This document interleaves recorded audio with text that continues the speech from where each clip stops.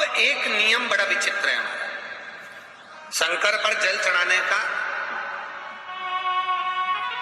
जो भाव वर्णित किया जाता है कि हम शंकर को मंदिर में जाकर जल चढ़ाते हैं तो खड़े खड़े चढ़ाएं कि बैठकर चढ़ाएं।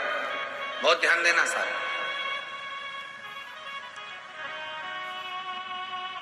शंकर में मंदिर में जाकर हम भगवान शंकर को जल चढ़ाएं तो खड़े होकर चढ़ाएं कि बैठकर चढ़ाएं।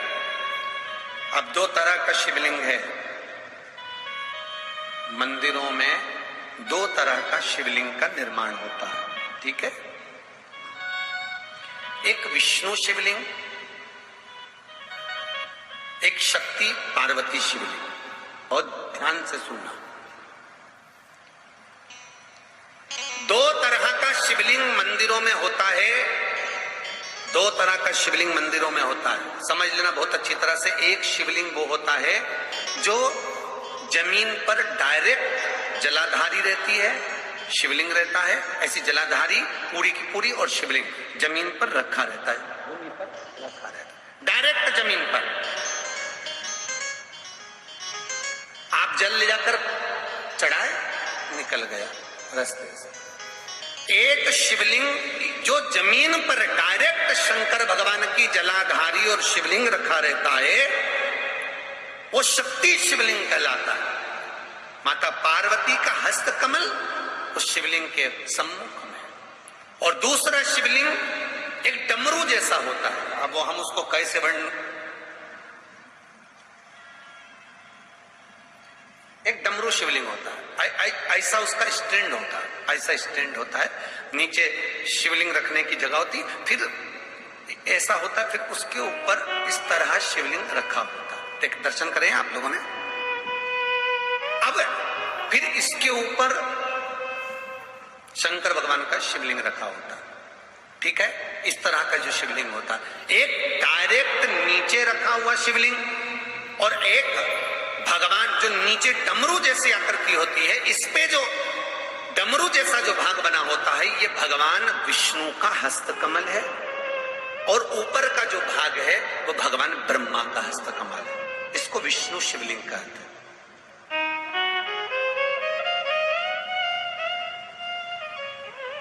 इसको हरीश्वर महादेव भी कहा जाता है। कौन सा महादेव कहते हैं? हरि सर्वेश्वर महादेव। हरीश्वर महादेव भी कहते हैं, हरि सर्वेश्वर भी कहते हैं।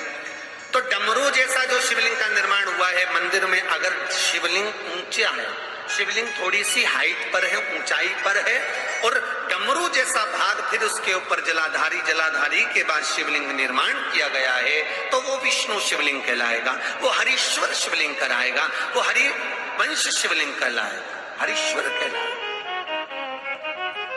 और जो डायरेक्ट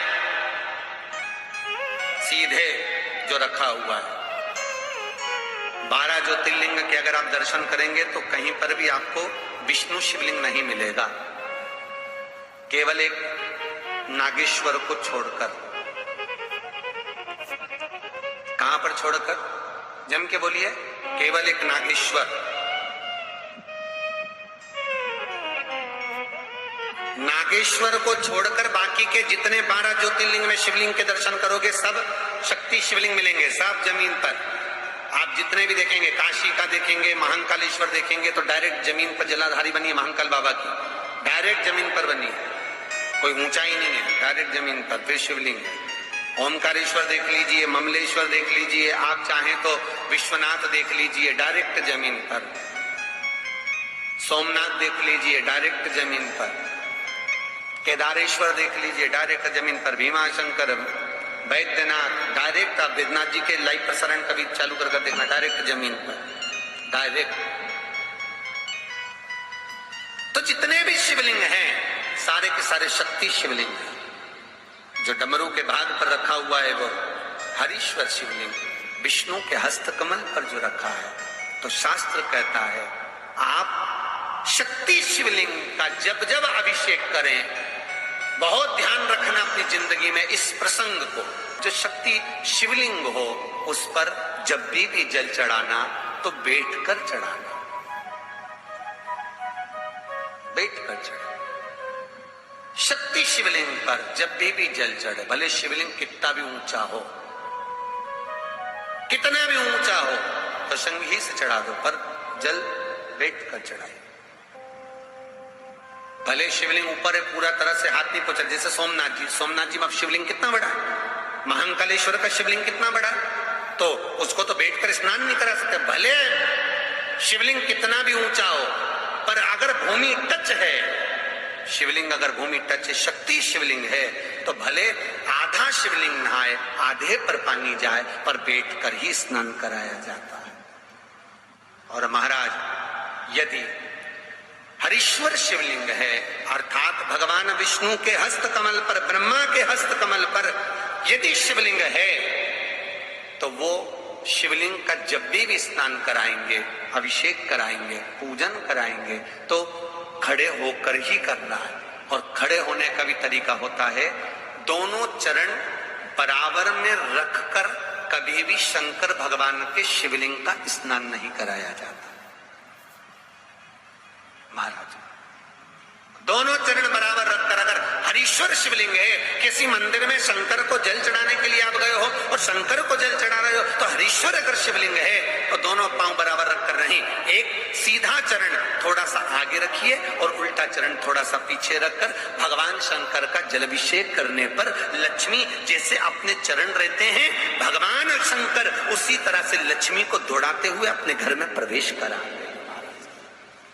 लक्ष्मी भागती हुई, अगर जो पुष्टि मार्ग से जुड़े होंगे, जो भगवान ठाकुर जी की सेवा करते हैं, पुष्टि मार्ग से जुड़े हों, श्रीमद वल्लभाचार्य जी से, वल्लभ कुल बालकों से जिनका ब्रह्म संबंध हुआ है, ऐसे अगर जीव है, वैष्णव जीव है, तो वो दर्शन करते होंगे ठाकुर जी, यमुना जी और महाप्रभु जी का।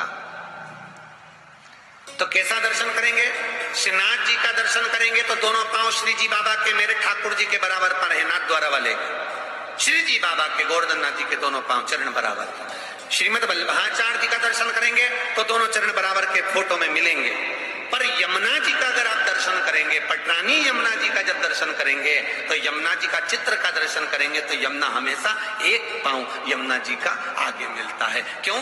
जो वैष्णव ठाकुर का दर्शन करे, श्रीमद वल्लभाचार्य जी के अनुसार भगवत चर्चा करे, उसके यहाँ यमुना भक्ति निरंतर प्रवेश करती जाए, इसलिए भागता हुआ चरण, दौड़ता